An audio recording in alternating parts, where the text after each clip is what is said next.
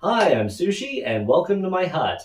Today, I have the privilege of bringing you my PS4 and PS5 collection, which is small but mighty, as you will see with the following games. I've got, starting out, Final Fantasy 1 through 6 Pixel Remaster. Great collection, and I'm having a fun time playing through it on PC, and a little bit on Xbox. Next, Ace Combat 7. What can I say? I love airplanes, and I'm really looking forward to the sequel to that one. Next is my favorite game, Nier Automata. I wish there was a PS5 version. It would really benefit from a big boost in resolution, but nevertheless, still at least better than the Switch version. Next, we have Scarlet Nexus. Super cheap, about $10 on any console of your choice. Unfortunately, not available on the Switch, but it is available on Xbox, and I have a copy of that. I played it on both PS5 and Series X, and plays great on both. Next up is Final Fantasy VII Remake. This is the box set that has the steelbook and this music CD and the art book. Really lovely set. Love the art book especially, and this little rainbow effect on the logo is pretty neat. And we have to talk about the sequel, Rebirth.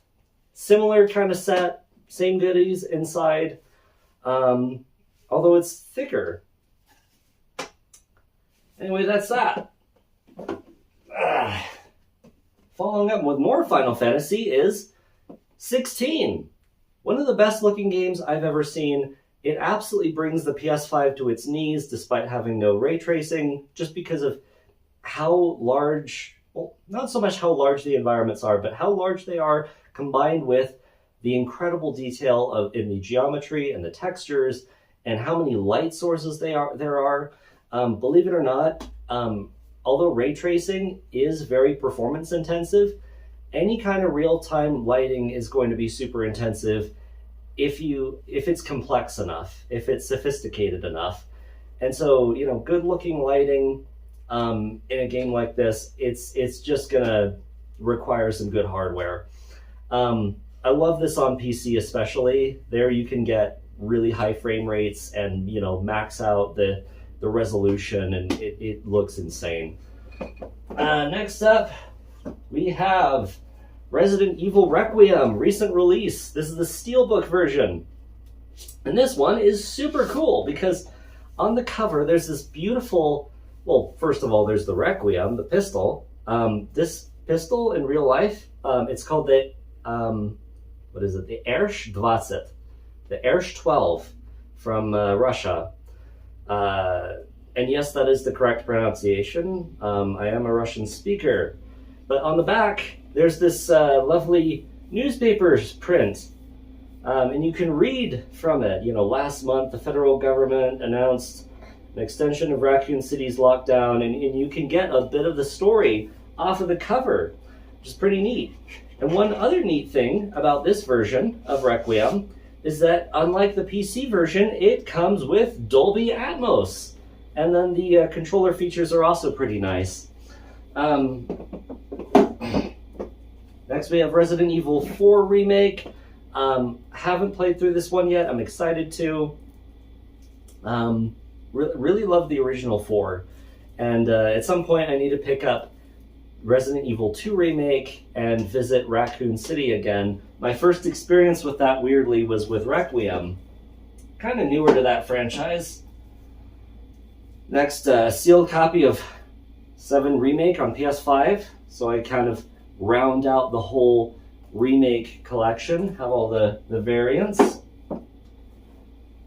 Ghost of Tsushima, wonderful samurai game.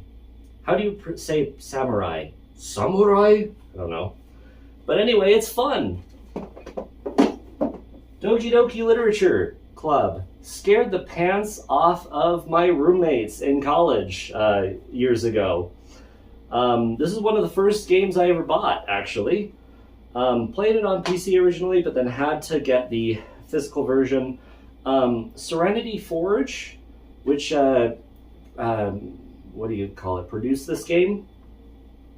For all of their physical versions, they have some neat things inside for your enjoyment. They do good physical releases and at a good price too. Really recommend releases from that company if you're interested in the games. Next we have Ratchet & Clank Rift Apart, one of my first 3D platformer, third-person shooting kind of games. One of my first for both. And tons of fun. I'm excited to play more Ratchet & Clank, but on the PS3. Just need more time to play it. Next up is Astrobot, the game that goes toe-to-toe with Mario in being such a stellar 3D platforming experience. I need to finish this one, but the little bit I've played, maybe 2 hours worth, was special. Absolutely special, and I love both the way this game looks and sounds and the way it makes use of the controller and the homages to the PlayStation mascots over the years. Really special. Here's a game that did not cause any controversy whatsoever. Stellar Blade, famous or infamous Gooner game. Now personally, I don't really care if a game is, Gooner material or not. I'm about the gameplay first and foremost. But if you are disturbed by that, you can get it on PC and you can mod it so you don't have to see it.